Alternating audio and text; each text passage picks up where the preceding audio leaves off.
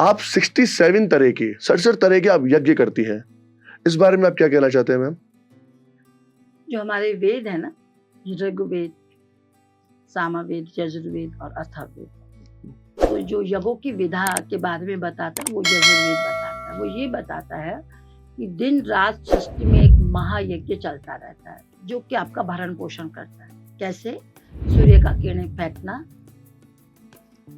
कौपल, पौधे का कौपल प्रस्फुटित होना, फिर पेड़ बनना, फिर फल बनना, फिर बीज देना, फिर वापस, ये साइकिल है ना।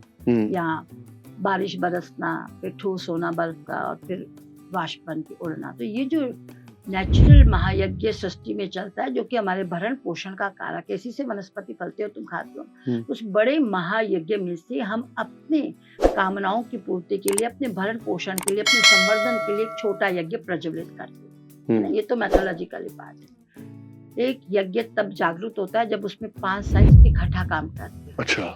आपका साइंस कहता है कि मैटर वही रहता है, फॉर्म बदलता है, यही कहता है। और दूसरा तुम क्या कहते हो कि जो कुछ भी हम कहते, सुनते, बोलते हैं, शब्द, वो word can not be destroy, आकाश में प्रतिष्ठित हो जाता है ना।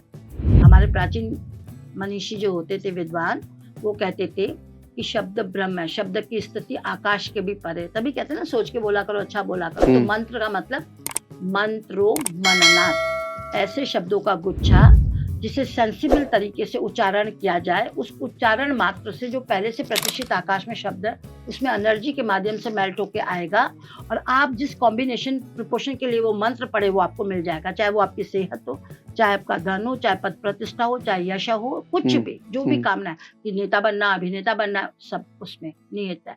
तो एक यज्ञ तब जागृत होता है जब उसमें 5 साइंस इकट्ठा काम करती है एक साथ।